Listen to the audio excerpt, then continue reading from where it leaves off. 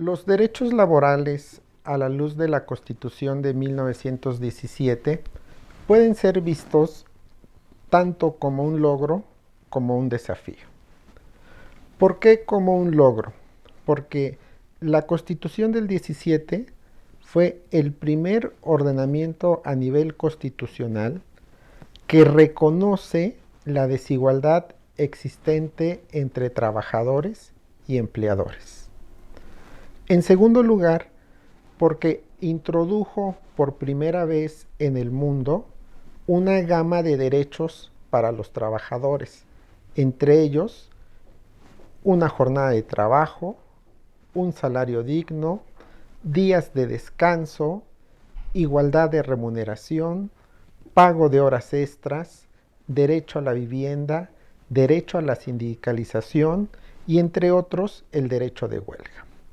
Asimismo, en tercer lugar, puede ser vista como un logro la inclusión de los derechos sociales en la Constitución del 17 porque se convierte en un referente a nivel internacional para que otras constituciones nacionales introduzcan o contengan también derechos para los trabajadores. De hecho, algunos autores han señalado recientemente que la Constitución de 1917 jugó un papel muy importante para la Constitución en 1919 de la Organización Internacional del Trabajo.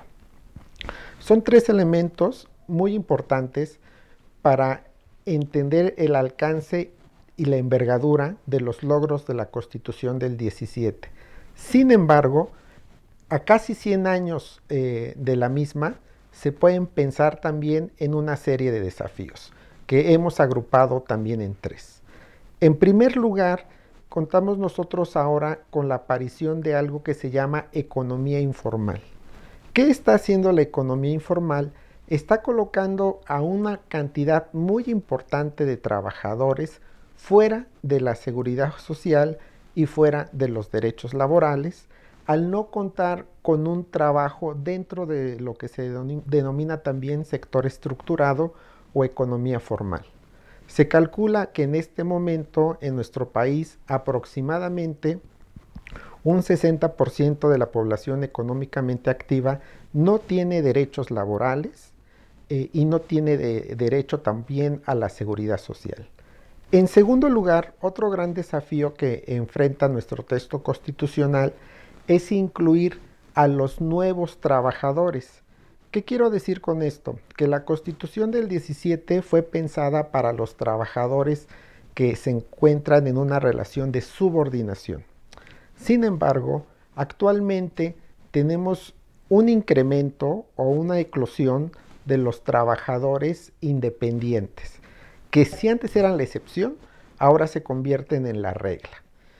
Asimismo, tenemos la aparición de un tercer género de trabajadores, trabajadores que se encuentran entre una relación de subordinación y entre una relación de independencia, que se les conoce como trabajadores parasubordinados.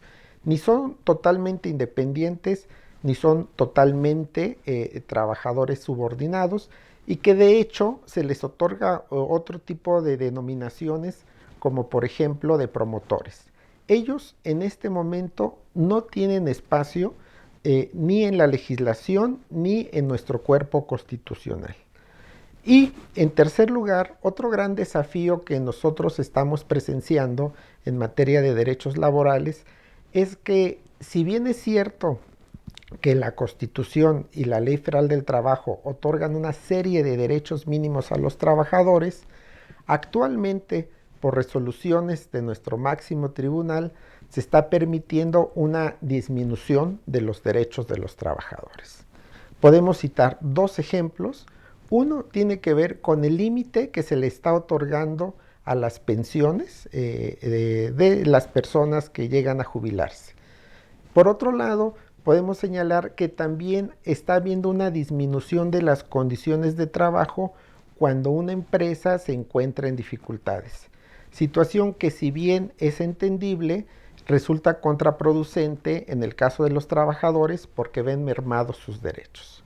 Estos tres elementos que constituyen los grandes desafíos del derecho del trabajo nos hacen pensar en la necesidad de que los derechos sociales, los derechos laborales de los trabajadores contenidos en la Constitución de 1917 requieren una necesaria reformulación.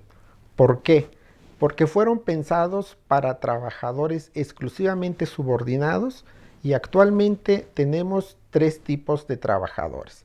Trabajadores subordinados, que cada vez son los menos, trabajadores parasubordinados, que se están incrementando constantemente, y desde hace algunas décadas un incremento exponencial de los trabajadores independientes.